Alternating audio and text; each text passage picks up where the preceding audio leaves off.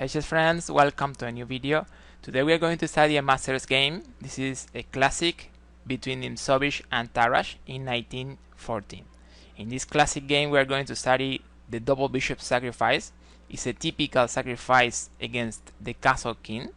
So if you like this idea, stay there, watch and think. Nimzowitsch plays d4, Tarrasch plays d5, then knight f3.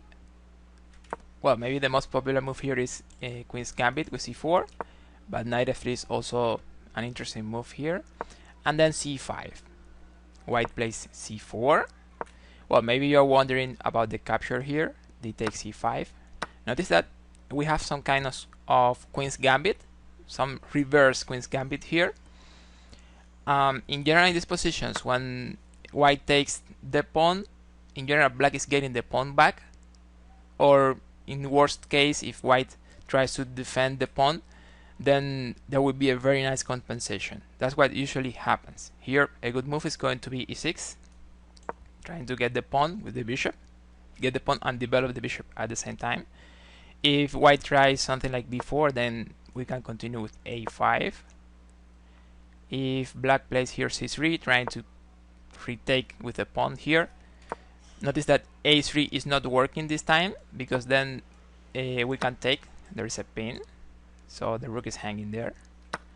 So after c3, then we can just take and then play b6, fighting against these connected pawns, so creating some weaknesses over there.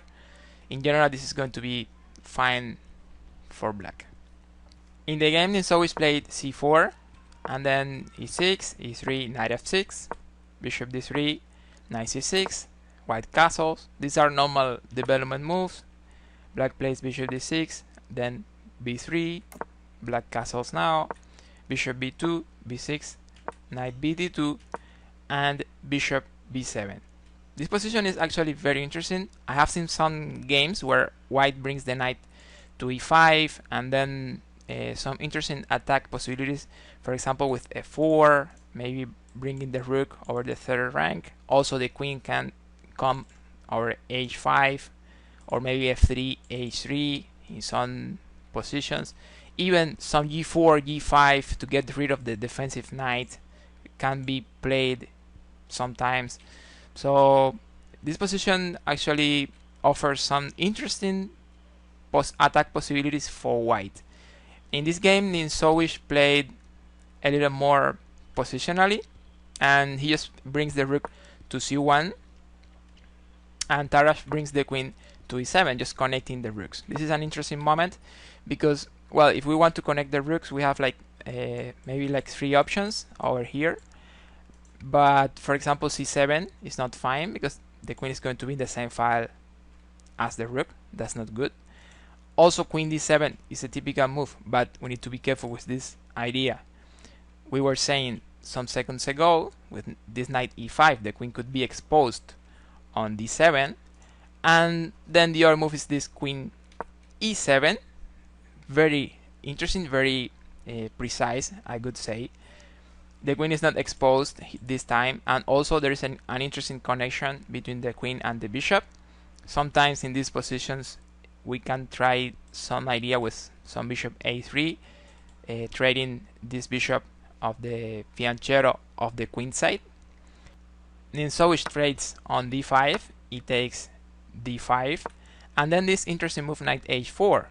The idea with this move is that white plans knight f5, getting a very nice square for the knight, and also trading this great bishop on d6. So black is almost forced to play here g6, but the problem with g6 is that it's creating weaknesses over here. And also notice white has a very strong or a very interesting bishop here on b2. At some point they could open the diagonal, and then the bishop and the weaknesses in dark squares here in the king side could be very important. So in this position, Nimzowitsch just goes back. The knight on h4 is not doing anything now, and actually is unprotected on the edge of the board. So he just brings the knight to a better square, and black plays here rook a d8, a normal move in these positions, just protecting the central pawn, also improving the rook. D takes c5 and b takes c5. And here we have something very interesting. These pawns here are a couple of isolated pawns. As you can see, they are disconnected from the other pawns, from the other black pawns. So when we have this, we say they are a couple of isolated pawns. And when this couple of isolated pawns are in the same rank, in the fourth rank, like this, then we call them hanging pawns. The idea with hanging pawns is that they have some good things and some bad things. Good things is that we have space, we have control in the center, many squares, and this is going to give us some possibilities maybe to start some kind of attack in the king side sometimes. Also, when all our pieces are ready in good positions, we could plan some d4 or even some c4 sometimes, taking advantage of the space and taking advantage of the good position of our pieces. So those are some of the good things with hanging pawns. Bad things, well, what happens with isolated pawns? Your opponent can attack those pawns and you don't have a really good way to protect. For example, you don't have a pawn here or a pawn over here. So he can attack those pawns if at some point you cannot improve your pieces and you have to be defending your hanging pawns, then probably your opponent will have the advantage. So that's the idea with hanging pawns. It's a very interesting theme. In this position, white plays bishop b5 and Tarrasch plays knight e4, just improving the knight a little, also clearing the line for the queen. Bishop takes c6, bishop takes c6, then queen c2, there is a trade, and then there is a very interesting move.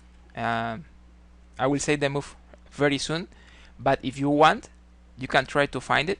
I suggest you to do that. The move Tarrasch plays in this position is this typical idea for hanging pawn structures. I'm talking about this interesting and strong d4, opening some lines. So now black pieces are very well, also the queen, and the rook is in a good square. So now that almost all black pieces are very well located, then we can play this strong break on d4 to open some lines. So d4, white captures here on d4. This is probably a bad move. Maybe g3 was still playable, but black is better. So it takes d4, and in this position I would like you to try to find the move Tarrasch is playing. I will say it right now. The move Tarrasch played here was this interesting, also strong, bishop takes h2 check.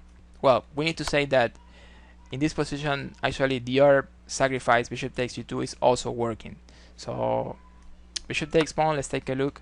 King takes bishop, then we check over here. At this point, white has like two main options: go to the corner or try to escape over here. If the king comes over here, then there is a very subtle move here for black. I'm talking about rook f e8, controlling, making sure the king is not escaping somewhere. And then we have queen, bishop, and rook with a very strong attack over there. The king is very open, so that will be made. For example, if white plays something like d takes e5 here, opening the line and taking one pawn, black has made in 3 moves here. I will say it, but if you want, you can try to find it. The mate in this position is going to be queen f4, queen takes pawn, and queen a3. So this line of king f3 is not really working too much, and also the line with king h1 is not working. There's another important move here for black. I will say it, but please try to find it. The move black can play here is this subtle, strong queen f4. Now the queen and the bishop are connected. This is a battery here. There's no f4. there's no knight f3, so this move is actually strong, and the game is completely won here for black. Maybe, I don't know, some knight f3, just hanging the knight, then queen takes knight, king g1, and c takes d4. The king is very open. We have like one pawn up, and black has a very big advantage here. Notice that in this position bishop takes d4 is not working because there is another bishop sacrifice. Bishop takes h2, and then rook takes bishop. Now the rook and the queen are going to win the game over here.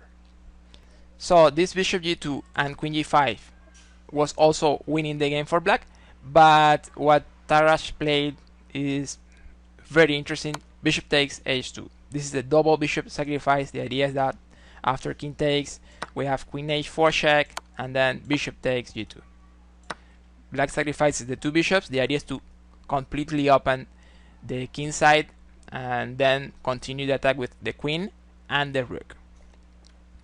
Well, about this double bishops sacrifice in general, I would like to say when it is actually working. In general, if you have the two bishops targeting g2 and h2, if your queen can go to h4 and you have a way to bring the rook to the king side over the third rank or maybe over the fourth rank, it is very often working. White pawns in general need to be in the base, and of course the knight cannot be on f3, so the knight should not be defending. Those are some of the general conditions we need for this double bishop sacrifice to be working on the board. Let's see how the game continues after queen h4 and bishop takes g2. Now white of course can't capture. This is not the move he plays, but this is a line we need to analyze. What happens after king takes bishop? Well, in this position there is a very subtle move. The plan of course is to bring the rook to the king side and win the game with queen and rook, but we need to play this we could say in between queen g4 check. The idea with queen g4 is that we want to make sure that when we bring the rook, the king is not escaping over f3. So first we make sure the king is on the edge of the board, and then we play rook d5.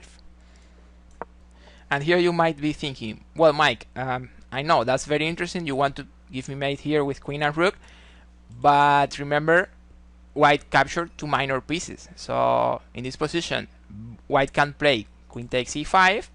They have two minor pieces. They are also getting the rook, so it's a very good compensation. Actually, white could even be better with two minor pieces and a rook versus a queen. Okay, that's fine, but notice that after queen takes pawn, we take the queen, and let's say pawn takes rook.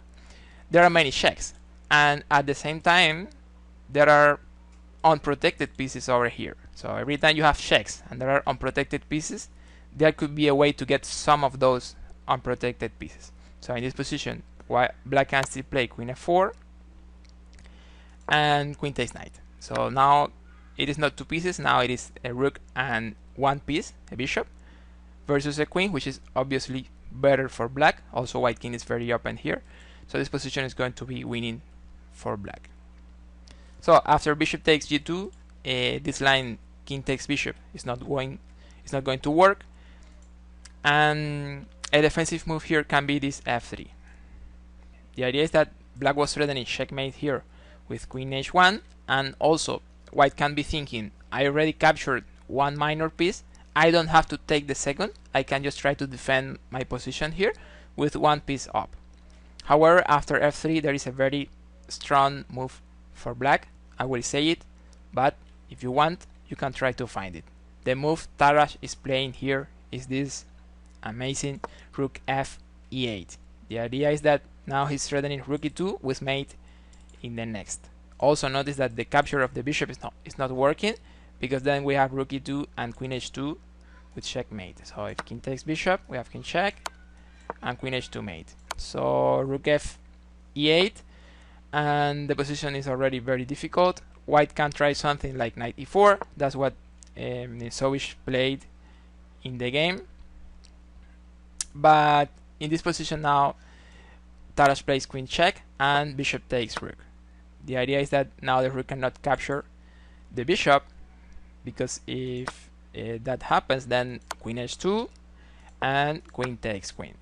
So after bishop takes rook, another move for white in this position could be knight f6, but black can just play king h8, and after knight takes rook, that's fine, that's very well, but black has some strong sequence here, starting with queen g2, rook takes knight, g5, queen takes pawn, and after king g5, black has checkmate in 2 moves. Actually, in this position there are some ways to win, but there's only one mate in 2. So I will say it, but try to find it if you want. The way to mate in 2 here is by playing f6, and if white comes to h6, then black plays queen h3, that's mate, and if white plays king h4, then queen h3, that's also mate. So after bishop takes rook, we know rook takes bishop is not working, we know knight f6 is not really working, so it seems like white is lost here. In the game, Nimzowitsch plays d5, interesting move, keeping the file blocked and also opening the line for the bishop, which is interesting because they have also the knight checking over there. And here Tarrasch plays a move I really like in this game. It is this f5. The idea is that this knight is very strong, it's one of the best white pieces.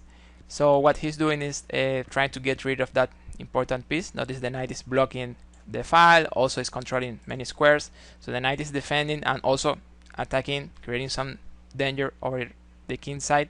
So it's a very good piece. And also if the knight is not there, notice the rook is going to be controlling many important squares around white king. So he realizes about that, and then that's why he plays this interesting f5. White plays queen c3. Suddenly it seems like white has a very strong attack with knight, queen and bishop, and the weakness in dark squares. But there is something very important, and it is the turn to move. It is black to move. They have the initiative, they have many checks, so they are almost winning in some moves, or they are just winning in some moves. Tarrasch plays here queen g2 check. White has to play king e3. After king e1 there's mate in 1, so king e3, and then a very strong exchange sacrifice, just winning, because there is a forced way to win. There is a winning sequence after this. So rook takes knight, pawn takes rook. The move Tarrasch is playing here is f4, extracting the king to the center, so he continues the attack with the rook later. But actually there was checkmate in 3 moves here, so try to find it.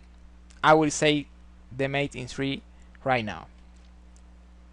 The move black could play here was queen g3, and after king d2 only move, then queen f2, king d1, and then queen e2. That was checkmate in 3 moves. However, in the game, Tarrasch extracts the king to the center, and after king takes, we continue with rook f8.